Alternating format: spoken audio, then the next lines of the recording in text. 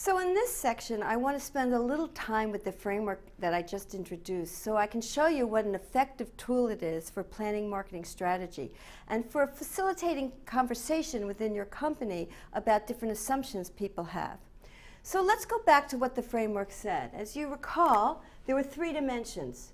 There was the operational excellence dimension, there was performance superiority dimension, and there was customer intimacy dimension. So the first thing you do in using this framework is to think within your industry, for your product and your firm, what does it mean to be operational excellent? Typically, these are things like customer service, reliability, cost considerations, delivery, inventory control, those kinds of things. But what's important here is that you determine what operational excellence means in your industry. And so you define that axis in terms of what your customers think, your competition thinks, and you think determines that axis. Similarly with performance superiority. What does it mean to have the superior performance in your industry? Financial service, it's about the performance of stocks or instruments, financial instruments. It could be product design, it could be style, it could be technology. Whatever it means to be product superior or performance superiority, that's what goes on this axis. That's what this axis is. And this axis is customer intimacy, which means you're delivering what the customer wants. It's about customization, delivering to what unique aspects that a customer demands. And what it means to be truly customer intimate, this is something that Pete Fader is going to discuss in the next section. But think about what does it mean to be customer intimate in your industry. That's the first thing to do. Agree on what these dimensions stand for in your industry for your product or service. The second thing to do is to determine what fair value is. Fair value is the expectation that the customer has on each of these dimensions, and you must meet fair value. If you're below fair value, customers reject you. So you've got to be at least at fair value. What the framework suggests is that you're going to meet fair value on two dimensions and be the best on one. But first you have to determine what are those customer expectations. And these customer expectations change over time. They're not static. They change as customer expectations escalate. So just to give you an example, let's talk about what would happen in a brand new industry when a brand new product enters the market. As an example, let's think about Apple's iPad. And when they introduced that product, it kind of changed everybody's expectations for what a tablet should be. When you have a brand new market and nothing existed before, customers' expectations are at the origin. They don't have any expectations because the product doesn't exist. When a new product comes into the marketplace, it tends to enter with a new product feature. And so when the iPad came in, it came in with a new feature, the product features of that iPad, and that was better than what people expected, and Apple was wildly successful. Over time, people started to expect that. A tablet had to have at least those features, and that became the new fair value. So there was pressure on Apple to come up with new features, and they came up with the iPad mini. So they came up with a smaller size screen, a better resolution on the screen, different kinds of things that exceeded those expectations. But over time, those new features will become the new expectations. And you can imagine, as the product gets more and more mature, the fair value or the customer expectations can go far out. If you're in a very mature product category, customer expectations are quite high. And if you want to enter a mature category, you really have to deliver products that meet very high customer expectations.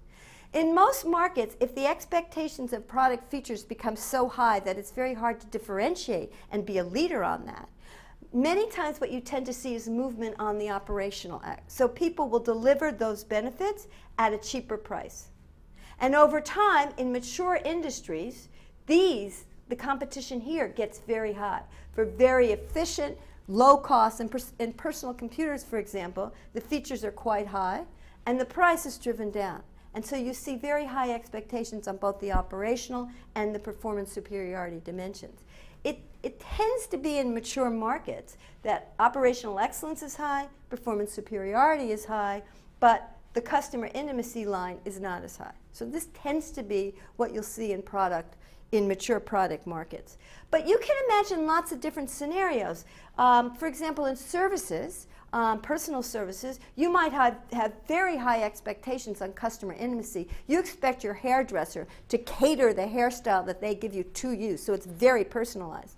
It may be that they use state-of-the-art products, but perhaps they're not very good at operational excellence. So you might see in some market like that very high expectations on customer intimacy, very high expectations on performance superiority, but not as high in operational excellence. The point here is you determine what are these axes and what are customer expectations for fair value on each of these axes. This is actually the hardest part of this framework, determining what fair value is. You can do market research on it. You can kind of predict it based on your experience in the industry. Some people use the average of all competition to plot this. Sometimes fair value is at the minimum and all the firms are above fair value on some dimension.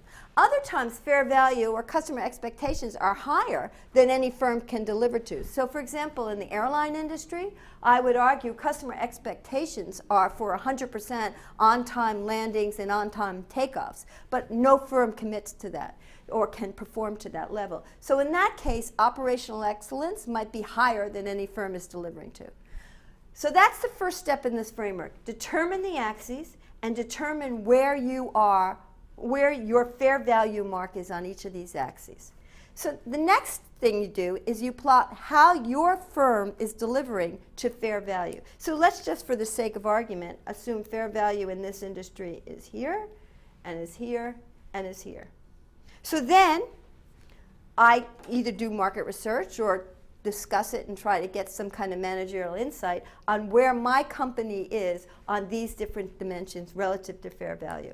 So it may be that I'm below fair value on performance superiority. Maybe I'm above fair value on operational excellence. And I'm kind of hitting the relatively low expectations on customer intimacy. So that's the next thing. Where is your firm? Then you plot where's the competition. So perhaps the competition is way below you in operational excellence, but above you in performance superiority and also hits the spot on customer intimacy. Now you're ready to plan strategy. And what you want to do in this case is plan short-term strategy and long-term strategy. So in the short term, what you have to do is, if you remember what the framework says, it says you have to meet fair value on two dimensions and be the best on one. So if I was the red firm, what I might argue my short-term strategy would be is to get up to speed on performance superiority because I'm below. And if I don't keep up with my product, I might ultimately be shaken out of the market. And so in the short term, I might plan strategies to improve my performance superiority. In the long term, perhaps, I want to be known as the market leader in operational excellence. So I need to do what it's going to take to keep that operational excellence leadership and become like a Walmart or a Vanguard that's known for being the best at operational excellence. That's just one example of the kind of strategy you can plan.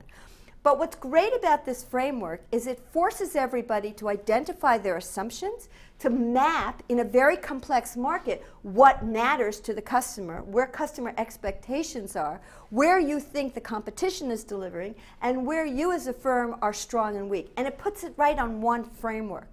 Now this framework can be used very systematically. You can run market research studies to actually plot where you and your competition and customer expectations are. The other thing to remember is fair value is not a static concept. These things change over time. So you need to map this over time to see where customer expectations are. The other thing that happens, and you have to think about this as a dynamic strategy, is when you make a move, competition reacts. They're not just standing still.